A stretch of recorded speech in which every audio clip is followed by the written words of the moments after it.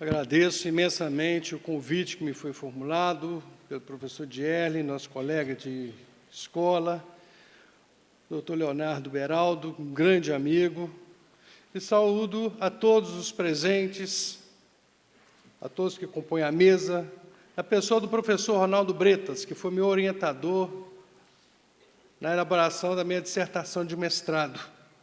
Já naquela época eu já tinha uma grande preocupação, e que vem se avolumando, com os direitos e garantias fundamentais, por meio da jurisdição constitucional. Eu agradeço essa oportunidade e o tema que me foi atribuído, é um tema que sempre me despertou grande preocupação, enquanto apenas Instituto de Direito Material, que surgiu ainda no Código Civil de 1916, passou pela CLT, passou pelo Código Tributário Nacional e vem passando, chegou ao Código de Defesa do Consumidor e, finalmente, o Código Civil de 2002.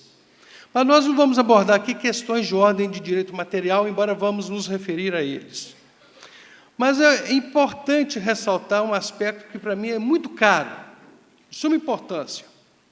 Há alguns anos, tive a oportunidade de publicar um artigo a este respeito, desse Instituto, e, por vezes, na prestação jurisdicional, eu cheguei a ser representado à Corregedoria de Justiça por indeferir a pura e simples o pedido de desconsideração da personalidade jurídica sem se atentar às normas devidas do processo legal. Observe que é uma questão de natureza processual sendo levada à Corregedoria de Justiça, que não tem nenhuma atribuição dessa natureza. Fui juiz corregedor, sei do que eu estou dizendo, e nem precisaria ter sido para saber. Mas a grande preocupação já foi enfocada aqui pelos ilustres palestrantes que me antecederam, devido ao processo legal. Assegurar às partes a participação efetiva na construção da decisão também deste incidente processual, que aparece sob essa figura no novo Código de Processo Civil. Se não houver efetivamente a participação daqueles que têm todo o interesse na desconsideração, para identificar quem efetivamente está praticando atos que vão lhe trazer prejuízos, então nós não teríamos definitivamente a possibilidade de dizer que estamos fazendo justiça às partes. Observe que, a partir do momento que nós temos essa possibilidade, nós estamos, na verdade, respeitando o mandamento maior do nosso país, que é a Constituição da República. E, quando nós assim o fazemos, nós privilegiamos o direito de defesa sagrado, que já está estabelecido desde o livro dos Atos dos Apóstolos, capítulo 16, quando Paulo e Silas foram presos, açoitados em praça pública, sendo cidadãos romanos, sem que fossem ouvidos. No dia seguinte, quando os pretores os mandaram soltar, colocar em liberdade, Paulo disse: não, não será assim não. Sem que houvesse um processo formal, nós somos presos, açoitados em praça pública e lançados ao cárcere. Eles não foram ouvidos. Como que nós podemos atingir o patrimônio de pessoas que não participaram da relação processual, que não integraram a lide, que não foram ouvidos, sem que seja-lhes assegurado o direito de defesa?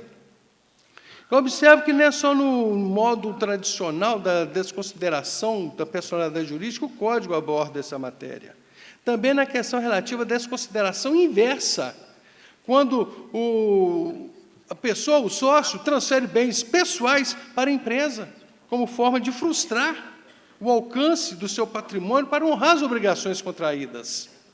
Isso também é muito relevante, sem considerar também que esse instituto vai se aplicar a todas as fases do processo, seja no conhecimento, seja no cumprimento da sentença, seja na execução por título executivo judicial, extrajudicial. Então, observemos que, finalmente, chegamos a um ponto em que o devido processo legal está sendo alvo de uma grande aplicação ampla em todas as questões que se deve discutir no processo. Observe ainda que há uma exigência muito interessante do parágrafo 1º do artigo 134. A instauração do incidente será imediatamente comunicado ao distribuidor para as anotações devidas, em virtude do quê? Aí nós temos uma série de implicações que são muito relevantes. Quando se vai buscar em juízo, ou na central de certidões, no caso específico nosso aqui, uma certidão sobre a existência de feitos, existência ou inexistência, positiva ou negativa, vai constar lá que essa pessoa integrou a lide. Obviamente, com isso, se eles querem onerar ou gravar de ônus ou alienar o seu patrimônio, a pessoa que se dispuser a isso vai tomar ciência de que existe ali uma ação em que ele é parte e que corre o risco de ter o seu patrimônio atingido. Por outro lado, observemos o seguinte, talvez seja um dos aspectos mais fundamentais disso aí, porque é possível chegar-se à possibilidade, então, de se identificar exatamente o quê? Se procedente o pedido, se acolhida a desconsideração, e ele transferir esse patrimônio para a terceira pessoa, estará praticando um ato absolutamente ineficaz pela fraude de execução.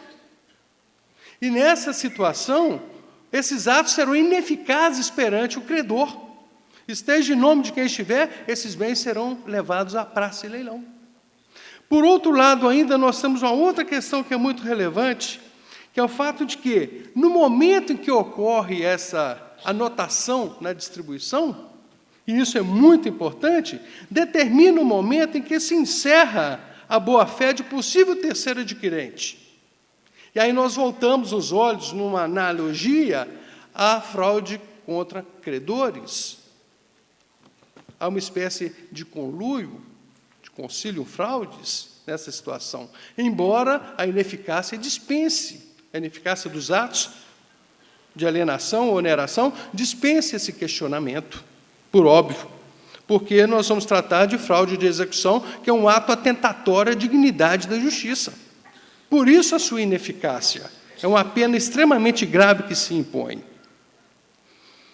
Por outro lado, observemos o seguinte, digamos que essa pessoa que teve uma decisão proferida contra si, não lhe foi dado o direito de defesa, como é o que se queria que se fizesse antes dessa nova realidade processual. Então, essa pessoa pode se opor a essa situação por meio de embargo de terceiro, porque ele não integrou a lide no incidente, logo ele não pode ser atingido por essa decisão. Se ele não pode ser atingido, ele precisa de um meio de buscar se posicionar em juízo a esse respeito. Então, o Código inclui, desde logo, a possibilidade de ele se defender por meio dos embargos de terceiro. Na sequência do dispositivo, nós devemos observar ainda o seguinte, eu já tive um caso desse. Achei muito inteligente, para a época em que aconteceu, a iniciativa, isso deve ter pelo menos uns 15 anos. Um sócio de uma empresa que prestava serviços a uma grande empresa, a sua produção era praticamente dirigida totalmente àquela empresa que adquiria seus produtos.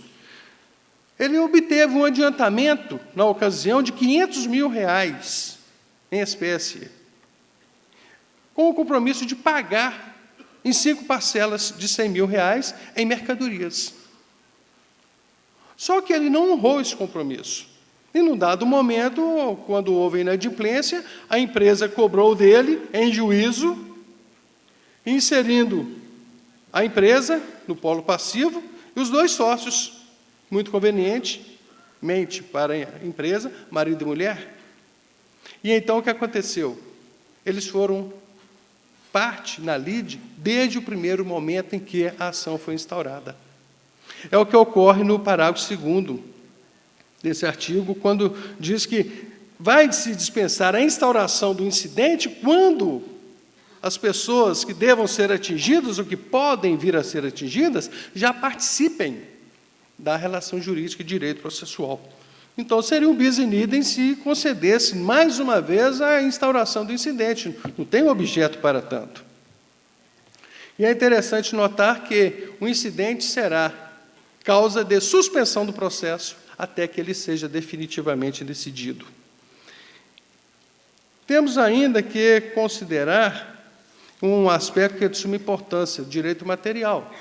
Quando se requer esse incidente, todos os requisitos e pressupostos estabelecidos pelo direito material devem obrigatoriamente estar comprovados nessa petição inicial do incidente. Por quê? É o fundamento. Quais são os fatos? Os fatos e o fundamento de direito. Há necessidade, portanto, de se instaurar esse procedimento com a comprovação desses elementos probatórios. Instaurado o incidente, esse sócio da pessoa, a pessoa jurídica, o seu sócio, o administrador, eles serão citados para manifestarem-se e produzirem prova. E esse prazo de manifestação, talvez pudéssemos compreender como contestação, uma insurgência da parte deles, é no prazo de 15 dias, prazo normal que nós conhecemos no processo. Então, observemos que o devido processo legal, finalmente, começa a integrar todos os meios processuais que nós temos. Digo para os meus alunos permanentemente, referindo-se especificamente ou concretamente a esse caso bíblico de Paulo e Silas. Só um parênteses nisso aí, certa feita eu cheguei em casa da faculdade, já à noite, o Léo, meu filho, devia ter uns 3, 4 anos de idade, nós somos protestantes, presbiterianos, e a Cláudia, minha esposa, colega de todos aqui, advogada também, ela estava assim, como é que eu diria, até certo ponto preocupada, porque num dado momento o Léo fez uma artimanha qualquer lá, ela o colocou de castigo sentado lá na cadeira, e de repente ela o ouve cantando corinhos, hinos lá da igreja. Quando ela me disse isso, eu comecei a rir. O que você ainda ri? Sim, Paulo e Silas. Porque à meia-noite, açoitados, feridos, etc., eles cantavam hinos de louvores a Deus. Estava lá o Léo de castigo replicando essa situação bíblica em 2 personagens da nossa história. Observemos, portanto, que quando se estabelece a aplicação do devido processo legal, nós temos aquela perfeita consciência de que a certeza moral que se estabelece para o julgador, no sentido de aplicar a lei, porque garantiu às partes o direito de defesa. Atentemos para o fato de que, quando nós estamos diante desse contexto, ninguém definitivamente aceitaria ser julgado sem ser ouvido. E nós sempre pergunto, alguém já ouviu um réu condenado a 10, 15, 20 anos de prisão dizer que a sua pena foi justa, a despeito de ter sido assegurado a ele todo o direito de defesa? Ele nunca vai se conformar com essa condenação. Imagine a quem não se deu o direito de defesa, transpondo isso para o direito processual civil, direito civil, tributário, trabalhista, consumidor, etc., etc. Agora, observam as questões que são muito relevantes no que diz respeito ao direito de recurso, de insurgência contra a decisão. Porque, concluída a instrução, diz o artigo 136, o que acontece? Se necessária instrução, ainda temos isso, que de repente não há necessidade. O incidente será resolvido por decisão interlocutória. Ora, se é decisão interlocutória, só tem um recurso cabível contra ela, que é o agravo de instrumento, que está previsto lá no artigo 1015, inciso 4 do novo Código de Processo. Específica e explicitamente, sem nenhuma discussão, sem nenhuma dúvida quanto ao recurso cabível, que a parte deverá manejar no prazo processual estabelecido. Por outro lado, se a decisão for proferida em grau de recurso pelo relator, que conduz a tramitação do processo no tribunal, vai caber o agravo interno. Também está estabelecido lá expressamente no artigo 932, inciso 6 do Código de Processo Civil, que se espera entre em vigor em 2016, porque há um bochicho de que estão pretendendo elastecer o prazo da vacatio legis. Já se comenta entre 3 e 5 anos à frente. Então, nós não sabemos exatamente o que é que vai acontecer, já que alguns ministros do Supremo Tribunal Federal suscitaram essa questão em virtude do quê? O princípio da admissibilidade recursal vai se dar pelos tribunais. Então, vai aumentar em quanto o número de processos para que suas excelências julguem? No mínimo, para uns 400, 450 mil novos processos. Então, uma mudança extrema. E, por isso, então, se questiona ou se suscitou essa matéria, essa possibilidade, e o presidente da Câmara dos Deputados, o deputado Eduardo Cunha, abraçou a ideia.